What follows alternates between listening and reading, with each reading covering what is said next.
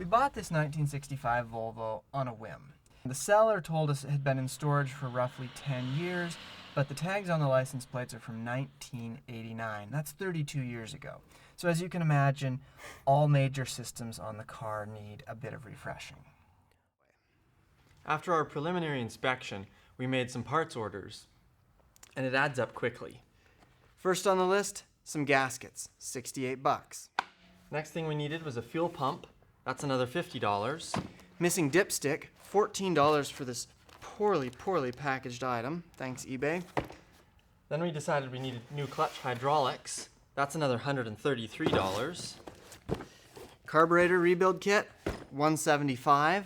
And last but not least, we need to clean out and reseal the fuel tank. That's another $80. We're over 500 in at this point, and we haven't touched battery or fluids, both of which we knew needed to be done. And that also doesn't include the normal things you'd go through, like the braking system, the suspension, all the bushings.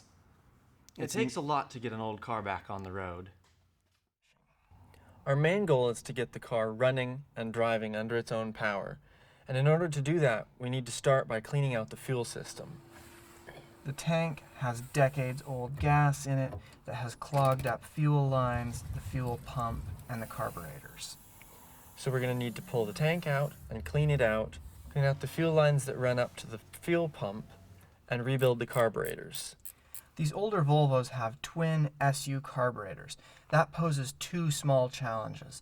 First, twin carburetors are always a little tricky to work on because you have to get them synced up to one another.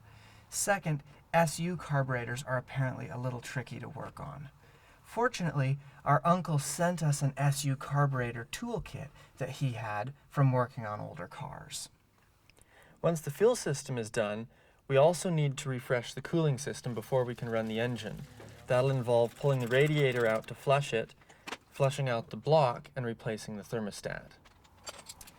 Before the car can move under its own power, it also needs a new clutch master and slave cylinder. And we also need to check the brakes, because once it's moving, we want to be able to stop. This is true.